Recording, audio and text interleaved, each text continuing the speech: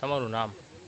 મારું નામ છે નજમાબેન સોલંકી, નજમાબેન ઇબ્રાહીમભાઈ. કઈ જગ્યા રહ્યો? આદાનગર કુકડા કેન્દ્ર, શિવશક્તિ 2. સમસ્યા શું છે બેન? આ માલિકીના પ્લોટમાં નાળું કાઢ્યું છે ને અવારનવાર પાણી આવીને અમારા ઘરમાં ગરી જાય છે. પાણી વરસાદનું, પછી ખુલ્લી ગંદકી મૂકી દીધી છે. આમ બધી કોર લેન છે પણ અમારા ઘર પાસે ભૂંગળા મૂકી દીધા છે ખુલ્લા.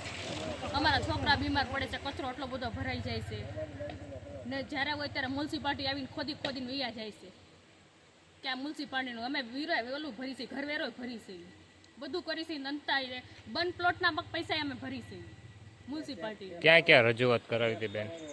મ્યુનિસિપાલિટીને રજૂઆત કરી છે પહેલા, મીડિયા વાળાને બોલાવ્યા હતા, કોઈ કઈ ધ્યાન દેતું નથી. ઓકે. નામ? રૂપસંગભાઈ વાલજીભાઈ મકવાણા.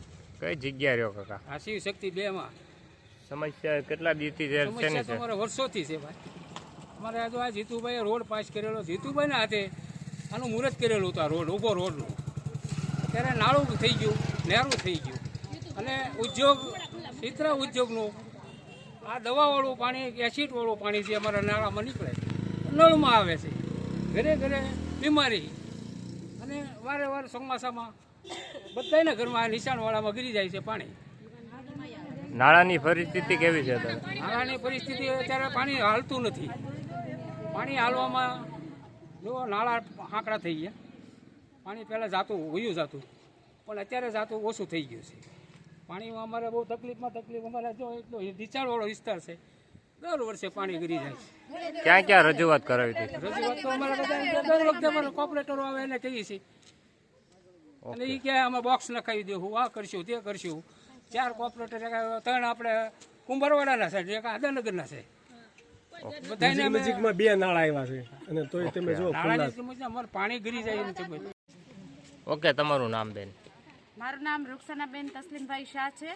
અમે આદાનગર સત્યનારાયણ સોસાયટીમાં અમે રહીએ છીએ, કુકડા કેન્દ્ર આગળ શિવશક્તિ 2 માં.